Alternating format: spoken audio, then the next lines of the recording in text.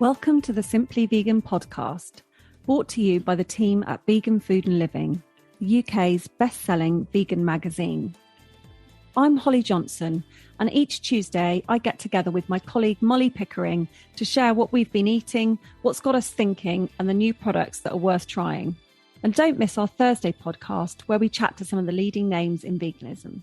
If you're listening on Apple Podcasts, we'd love it if you hit the subscribe button, as it helps us to rate in the charts. It also means you'll be alerted to every new episode of your favourite podcast. If you're anything like me, life can quickly become chaotic, and finding fresh and nutritional vegan recipes can become another thing to add to the to-do list. Our best-selling magazine, Vegan Food and Living, is on hand to help.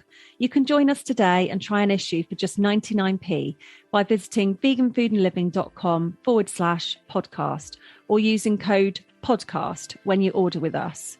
You'll not only receive the magazine to your door, but also have access to thousands of plant-based recipes at your fingertips in our digital magazine archive, which is fully searchable and simple to use. Join us today and make cooking delicious vegan food that bit more exciting by visiting veganfoodandliving.com/podcast. Today, I'm joined by Dan McKernan, who's the founder of Barn Sanctuary and star of the popular US series Saved by the Barn. Hello, Dan. How are you today? I'm doing very well. Thank you for having me. I'm really excited to chat to you because I follow you on Facebook and you're just one of these people who kind of brightens my feed up every day. I think I came across you via the video of you with the parrot. Oh, yes. Yes. Yeah, that was an amazing video. Yeah, I think, did it go viral? Because it just popped up one day and it's so sweet. Yeah, it went viral. That video actually, you know, I rescue farm animals, and that bird just happened to be at my chicken vet. And so, my bird vet asked me to put the parrot or the bird on my shoulder. And I was just like, this is awesome. This bird's so amazing. It is adorable. So tell us about your journey then, because you weren't always presumably vegan and you weren't always running an animal sanctuary, were you? Oh, no. Yeah. For a majority of my life, I was not vegan. I think it's about 7 years I've been vegan now. I had your typical, I call it the typical American diet. My dad would cook me the same food every week. And it wasn't the most compassionate way of eating, I would say, but I had no idea at that time as a child. But I was I was living in Austin, Texas, working in technology. So I was a computer developer and marketer, and that's what I was doing, since I left college. And my partner at that time sat me down at a restaurant and was like, "Hey, Dan, I just want to let you know I'm going vegan." And I said, "Okay, cool. Yeah, I'm scared of you, and I'm not going to try to tell you to do otherwise." But we were also living with each other. And I just love to cook, and I just happened to be cooking a bunch of vegan dishes. And then she strategically slid in a couple good Netflix documentaries, like Cowspiracy was pretty much the main one that got me. And I just right up after watching that, I went vegan, which, a lot of people do it in slow increments, but I just went full throttle. Like, I had a Great Dane dog at the time, remind me of a cow. Yeah. Big animals, aren't they? Yeah. I think, there's no way back, is there, after watching Cowspiracy? It's kind of like, so... Oh my gosh. Yeah, I think a lot of people cite that as the moment that they literally go vegan overnight. So you went vegan, and then how did you get from doing your kind of tech job to running an animal sanctuary? Yeah, so it was an interesting job I had as a computer developer. I worked at a co-working space, and I had a one-person office, and I was in it. And so it felt like I was in a glass cage. I was on a corner of a floor, and so I saw everyone enjoying themselves, and I was just by myself. But anywho, yeah. But my dad actually gave me a call randomly because I've had a farm that's been in my family for over 140 years. And, I didn't grow up on the farm. I always went back and visited my grandparents. So I don't know anything about farming at that time. And so I just finished a book by Gene Bauer, the founder of Farm Sanctuary. And it was called Living the Farm Sanctuary Life. And I was like, now that would be a cool life to live. And then that's when I got my dad's call and I said, I want to start a farm animal sanctuary. And usually when I decide to do something, I jump in like full force. And that's what I did. And yeah, I mean, we've grown like crazy the last 5 years. And we have over 114 residents now, or exactly 114 residents. I work for them. And yeah, it's beautiful. I didn't realize it was going to be so much work, but at the same time, like we're helping so many amazing individuals and also getting to tell their stories to the world. It's such an amazing story. So the farm presumably was, I mean, what was it? Cattle, pigs? Yeah.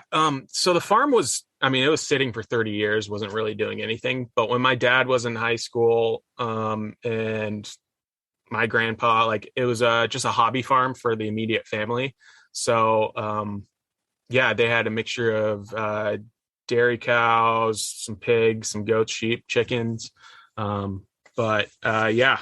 And so it's very typical in the United States right now. You kind of drive by old farms because they're falling apart. Barns are leaning over, they're falling. And that's what was happening to this farm.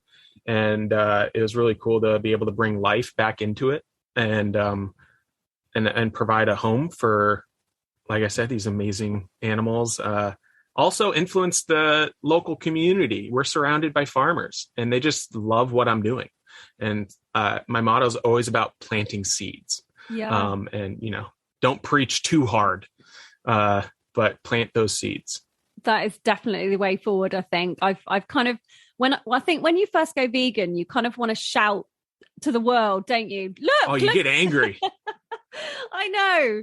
And it's really hard not preach, but just kind of want to tell everyone, look what we're doing. It's bad for our health and it's bad for the environment and the poor animals. But if people aren't ready to receive that message, it's literally going to fall on deaf ears. So you're totally right. Plant the seed and just let them kind of come to it in their own time. Yeah, exactly. And it works. I mean, it's a little bit more strategic. It's pretty easy for me because I'm surrounded by such amazing animals.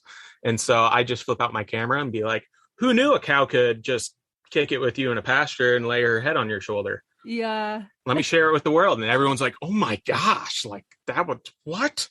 That never happens. Who knew? They're kind of like dogs. And it's so true.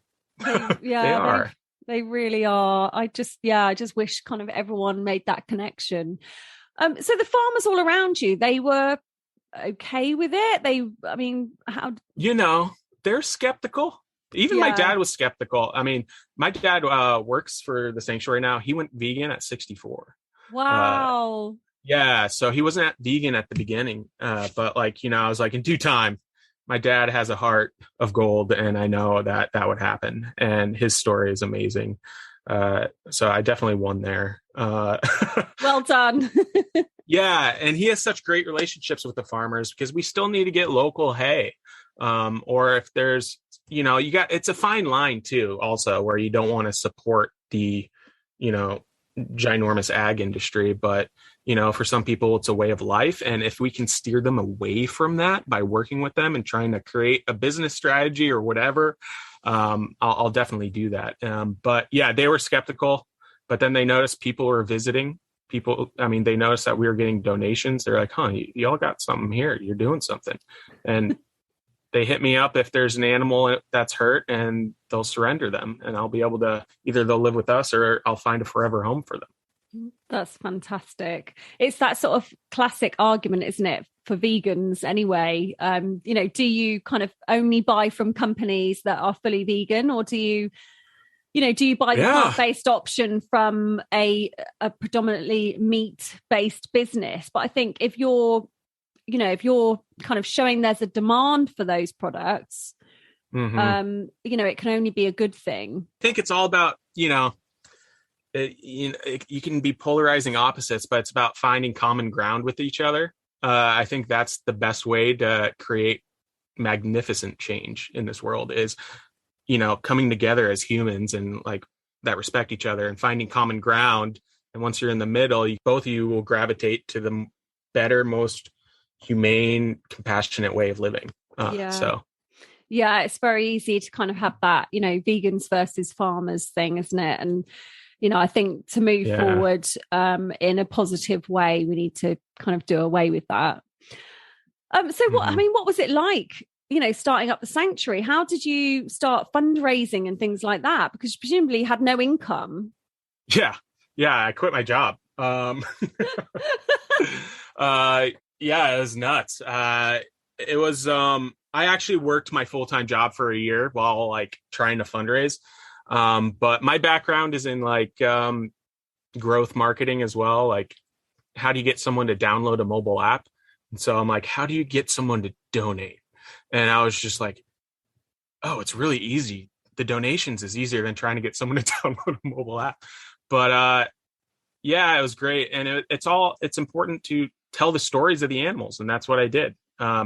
Each animal, each resident here they're like celebrities to kids. I mean, a kid will come here and like, he'll know the layout of the farm already. I'm like, how's that possible? You've never even been here. Wow. But they see our Facebook lives and videos. It's adorable. Yeah. So how did the Saved by the Barn series start? Because I don't know if we can we watch it in the UK? I think we can watch it on like Amazon Prime and stuff. Yeah, you can watch it. It's global. It's still airing in Brazil, and they dubbed my voice in Portuguese. Oh, wow. It's pretty funny. And the voice actor that did that reached out to me and said, oh my gosh, thank you for everything you're doing. You changed my life. I was like, okay, cool. Oh, how's my voice sound? Yeah. So some videos were going viral that I was shooting, and massive, online animal video company, the Dodo, did one of like, he left his 8-to-5 job, has no idea what he's doing. And I mean, I had an idea. I asked all the experts, but then a production company found it. It's a number of production companies. I interviewed them all and I picked the best one. And then it was either going to go with Nat Geo or Animal Planet, and went with Animal Planet. But yeah, you can watch it in the UK like right now if you wanted to. Just it's on Amazon. Okay, brilliant. Yeah. I mean, I haven't seen it other than on the social media channels. You'll love it. It's hilarious. It's not sad. It's definitely like my twin brother from California. I call him Mr. Hollywood, and he has no idea how to walk around a farm and open a gate. And so it's just he's definitely there for the comedic factor. It's amazing. Fantastic. Oh, that's what we need in our lives right now. A bit of humor and a bit of compassion. Yeah. Tell us about your new book. Yeah, right. It's my first book ever. Yeah. It's a children's book for kids 4 to 8 years old. And, I moved around a lot as a child. And I'm a huge advocate when it comes to like mental health and being honest with your emotions and everything. And, when I was moving around as a kid, I was anxious and stressed going to new school. And I created like a bridge over with Buttercup, a new rescue, who's a real animal here at the sanctuary, who's the new rescue and so nervous coming on the farm. And all the other animals just want to make her feel better, throw her a party, but she gets scared, runs through a wall. And most importantly, each animal has like their own unique personality and voice, just like they do in real life. And it's a very beautiful book. It's going to be amazing. I can't wait for it to be released. I can't wait to like read it to kids. It's going to be so amazing. Yeah, it's awesome. I think it's fantastic to raise these issues with children when they are young and when, they are learning about things, because, growing up, we feed them meat. We don't explain where it comes from because that would not be nice. Mm-hmm. So they grow up eating meat, and, we're all kind of in the dark. So when you get that light bulb moment, it's I think it's really important to, in a kind and compassionate way, share that message with children. Why do you think there is this disconnect between farmed animals and other animals? Like some, it's fine to eat them, and others, they're part of our family, like dogs or cats or rabbits. Yeah. I mean, it's the disconnect. It's you got everyone, all these major cities, that don't see farm animals ever. Like the fact nowadays, like I never touched a cow until I rescued a cow, like, or seen a cow. And like, I'm about 45 minutes from downtown Detroit, and like these kids have never seen anything. And so I think it's accessibility of being able to go on a field trip and see. Actually, I think kids are like more in tune to be on the same page as me, because it's unconditional love for basically anything living. Yeah. I'm really excited for parents to read this book to their kids, because that's going to get the wheels turning in their heads. So it'll be definitely interesting to see the feedback on that. But yeah, I think it's the disconnect between the farming community and the metropolitan areas. Yeah, I mean, we can only hope that, the future things start to change. I mean, I think the worst kind of side of it is factory farming, isn't it? I've been in a factory farm for egg laying hens, and it was at the beginning of the pandemic, and, the guy was losing his farm because he, money, and they were literally gassing birds right in front of me by the thousands. It was unbelievable. We were able to rescue as many as I could, but I mean, it was so sad. And how large these buildings are, you can't see the end of the building when you're inside this building. It's beyond me. And, that is rare. A lot of people, like, no one will have the opportunity. I feel like most people won't have the opportunity to go in one of these large, they call them chicken sheds, but like it's massive. Yeah, it's hideous. I mean, I've spoken on the podcast again before about I rescued some chickens with my mum from a free range egg farm. And of course we turned up thinking, free range in inverted commas. Yeah. We turned up thinking, they're going to be running around the farmyard, and we're just going to pick them up. And no, they weren't. There were thousands and thousands in a shed again. Yeah. And they weren't in a good state at all. And they were going to slaughter for £1.60 per chicken. Wow. Yeah. At a young age too, probably. Very young age, yeah, because they were still laying, but they weren't laying enough to make it commercially viable. So yeah, it's all about the money at the end of the day. Yeah, and that's it. It's unbelievable working with these. So our universities out here have vet schools, and like I'm one of their top paying clients because I'm bringing these animals in that I'm like, yeah, you're going to spend $10,000 on saving this animal's life. And they're like, that just doesn't make sense because, the cow's only worth $300. Why would you do that? It's like, because he's my best friend. That's why. And I have no problem saying that to them. And they're just like, okay, we'll do it. So that's planting seeds there too in the industry right there. Definitely. So how do you hear about animals then? Is it all sort of on social media and groups that you're a member of? Especially after the TV show, it's just, I get phone probably like 20 calls a day. Wow. Yeah. And I have to say no a lot. It's sad. I have to say no like 95% of the time. That must be hard. I don't know if I could cope with that. Yeah. One really affected me last week. It was a lamb. And, they called me like 30 minutes before like the lamb was going to be put down because it had a tumor on, but could be removed and they couldn't afford it. But like 30 minutes before, like I saw it like an hour too late and it just crushed me. I'm like, I don't have the resources to do that like in real time, but it's so sad. And, there are good stories like, farmers getting out of, animal agriculture and they're working to just, create produce for the farmers market. I think that's amazing. It's a business model.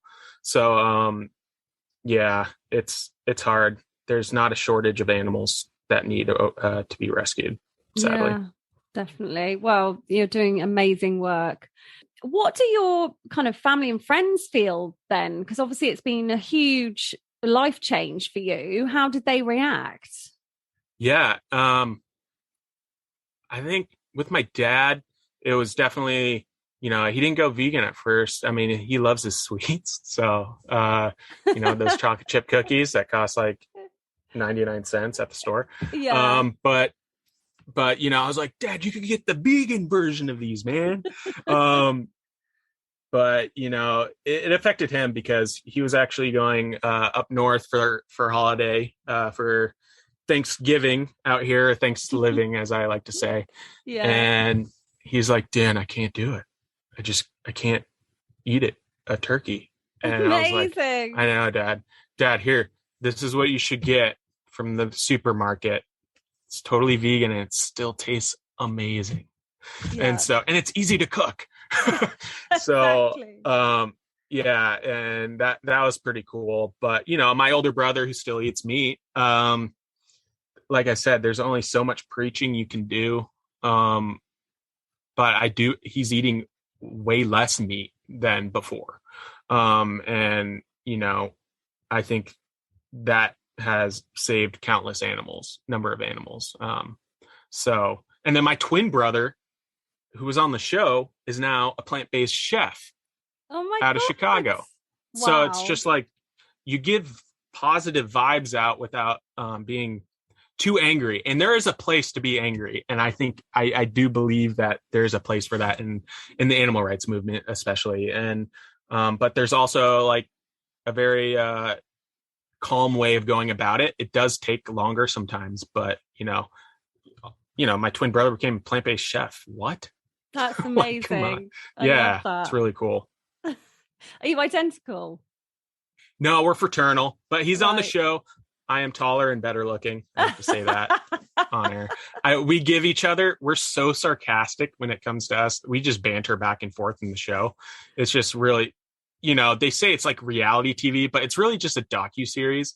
And there are 12 1-hour long episodes. And it's just really, it's a lot of fun to watch. Yeah.